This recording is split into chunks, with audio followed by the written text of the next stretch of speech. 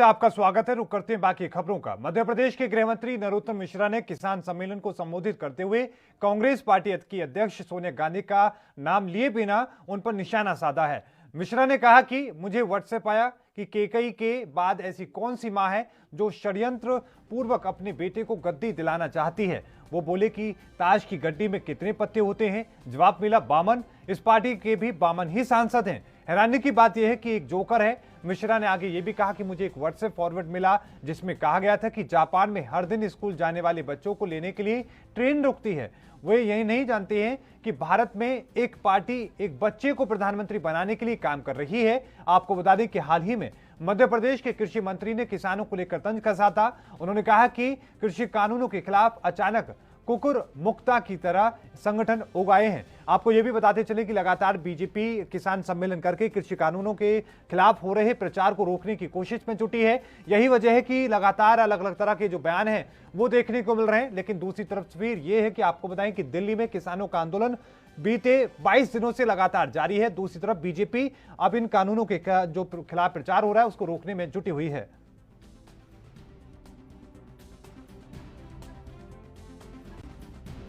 का मेरे को व्हाट्सएप आया, आपकी तरफ भेजता हूं कि कैकई के बाद में ऐसी कौन सी मां है जो षड्यंत्र पूर्वक अपने बेटे को गद्दी दिलाना चाहती है। बता सकते हो आप लोग? व्हाट्सएप आया मेरे को तो वो बोला कि ताश की गिट्टी में कितने पत्ते होते हैं? 52। क्या बात है। और इस पार्टी के सांसद कितने हैं संसद में? अब इसको गिट्टी कहें तो पार्टी पहले से ये तय करो। और इस खबर पर और ज्यादा जानकारी के साथ गणेश तिवारी हमारे संवाददाता हमारे साथ मध्य प्रदेश से जुड़ चुके हैं। गणेश, किस तरीके से देखा जाना चाहिए जिस तरीके से ये बयान सामने आया है नरोत्तम मिश्रा का, क्या ये पूरा बयान है, पहले ये समझाएं।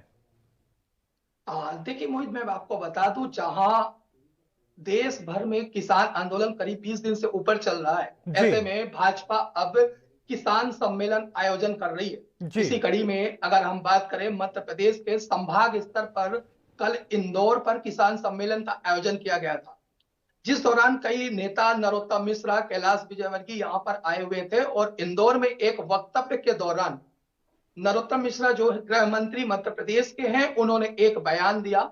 उन्होंने लोगों से यह कहा, किसानों को संबोधित करते हुए कहा कि मुझे एक मैसेज आया, मैसेज पर लिखा था कि रामायण और महाभारत को उन्होंने जोड़ते हुए कहा कि कैकेयी ने राजा बनाने के लिए गृह युद्ध किया था इसी दौरान।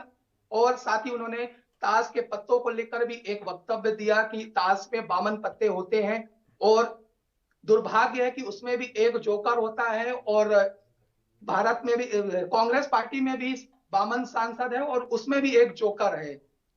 जी, लेकिन एक बात अगर गणेश हम समझने की कोशिश करें कि एक तरफ बीजेपी ये चाहती है कि किसान संगठन जो है इस बात को समझे, खासतौर पर किसान समझें कि नई कृषि कानून उनके फायदे के हैं। दूसरी तरफ इस तरह के बयान दिए जा रहे हैं, तो उनको किस तरीके से देखा जाना चाहिए। और साथ में अभी 2 दिन पहले की हम बात करें तो मध्य प्रदेश के कृषि मंत्री की तरफ से बयान आता है कि जो संगठन है वो कुकुर मुक्ते की तरह उगाए हैं। तो इस तरह के बयान आते हैं, इसको लेकर क्या जानकारी है?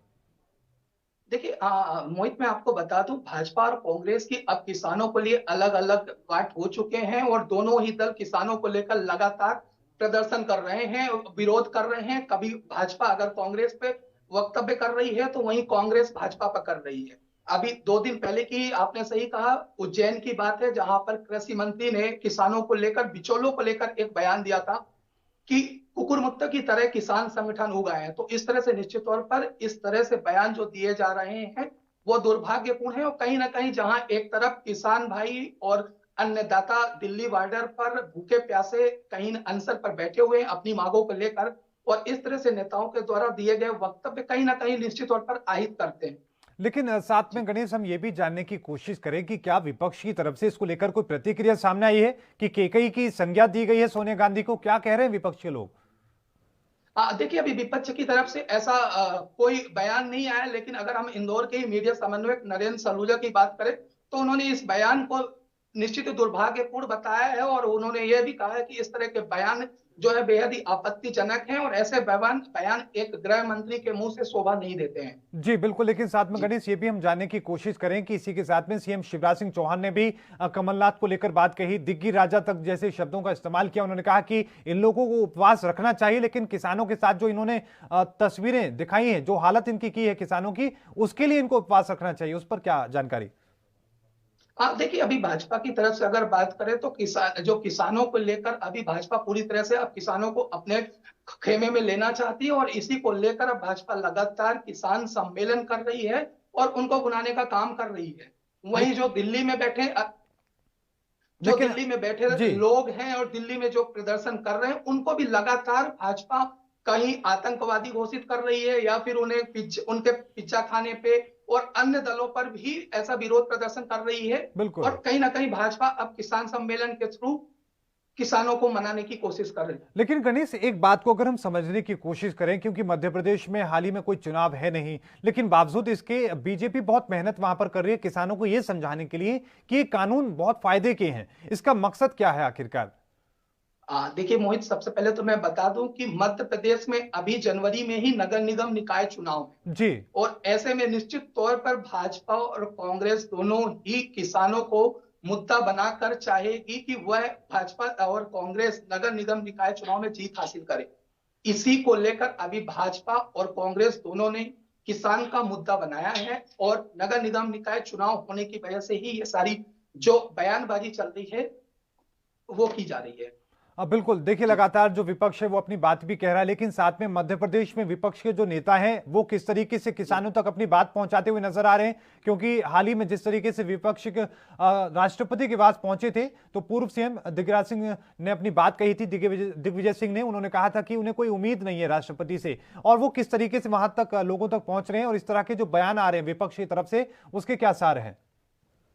देखिए, अगर भाजपा की बात करें तो भाजपा अब जागरूकता अभियान के थ्रू घर घर और संभाग स्तर पर किसानों से, जो किसान संगठन है उनसे मिलकर जो किसान बिल, कृषि कानून बिल पास किया गया है उसके महत्व को बताएगी और इस तरह से जो कृषक भाई हैं, अन्नदाता भाई हैं, उन्हें मनाने की कोशिश पुरजोर करेगी।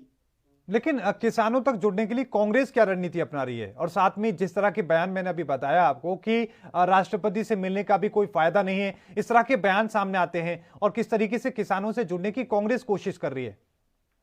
देखिए, कांग्रेस तो लगातार से इस कृषक कानून का विरोध कर रही है, तो निश्चित तौर पर जो कांग्रेस है वो किसानों के साथ खड़ी है, चाहे वो दिल्ली में प्रदर्शन कर रहे किसान हो या फिर अन्य जो राज्य हैं जहां पर अभी आंदोलन तीव्र नहीं है, वहां पर भी लगातार कांग्रेस इस कृषक कानून का पूरी तरह से विरोध कर रही है। और कांग्रेस की पूरी तरह से मांग एक ही है कि जो कृषक कानून लाया गया है उसे वापस लिया जाए।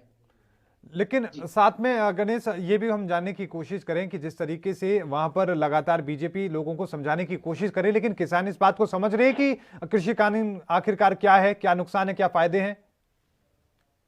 देखिए, जिस तरह से भाजपा ने अब कृषि सम्मेलन, किसान सम्मेलन आयोजन, जागरूकता अभियान चलाया। बिल्कुल गणेश, मैं आपको बीच में रोकना चाहूंगा। हमारे साथ रवि सक्सेना, कांग्रेस नेता, हमारे साथ जुड़े हैं। आपका स्वागत है सर। सक्सेना साहब, किस तरीके से आप देख रहे हैं कि लगातार जो बयानबाजी है बीजेपी की तरफ से जारी है? अब ये कहा गया है कि सोनिया गांधी केकई हैं, इस तरह की बात कही गई है नरोत्तम मिश्रा के द्वारा। देखिए, नरोत्तम मिश्रा जी और इससे ज्यादा कह भी क्या सकते हैं, और भारतीय जनता पार्टी के लोगों के पास अब बचा क्या है? सब तो कह दिया, खालिस्तानी, पाकिस्तानी, आतंकवादी, सारा सब कुछ कह दिया। अब बाकी यही बचा है कि अब इस तरह की बातें करें, क्योंकि इनका कोई ना तो चाल है, ना चरित्र है, और ना कोई चेहरा बचा है। लेकिन सर, किसान आंदोलन के नाम पर जिस तरीके से निजी हमले, इसको पार्टी किस तरीके से देख रही है? ये सारे लोग किसान विरोधी हैं मोहित जी। और इनको केवल और केवल, आप देखिए, इनका एक कृषि मंत्री है। मैं नरोत्तम मिश्रा से कहना चाहता हूँ, जरा बताए ना, इनका जो कृषि मंत्री है कमल पटेल, बिल्कुल कुमर मुक्ता कहा जा रहा है किसानों का कर्जा माफी जो है वो कांग्रेस पार्टी का पाप है जी। आप समझिए कितना निकृष्ट बयान है। और कल कह रहे थे कि ये सारे के सारे लोग कुकर मुत्ते हैं जी, नीच हैं, घटिया है। क्या हो क्या रहा है? कौन है ये भारतीय जनता पार्टी के लोग? कहां से आए हैं? उस अन्नदाता का इतना अपमान कर रहे हैं और अब तो अपनी खीज मिटाने के लिए वो सोनिया गांधी जी, राहुल बिल्कुल। गांधी जी, जो कि आज सीना तान कर किसानों के साथ खड़े हैं, इस बिल्कुल। देश का पूरा विपक्ष आज खड़ा हुआ है, उसके लिए इस तरह के अंदर इस तरह के जो शब्दों का इस्तेमाल हो रहा है। बिल्कुल रवि सक्सेना जी, बहुत बहुत धन्यवाद अपना कीमती वक्त हमारे साथ साझा करने के लिए और अपने विचार हमारे साथ साझा करने के लिए। गणेश तिवारी, आपका भी धन्यवाद तमाम जानकारी हम तक पहुंचाने के लिए। इस बुलेटिन में अभी के लिए इतना ही। देखते रहिए एएनबी न्यूज। मुझे दीजिए इजाजत। धन्यवाद।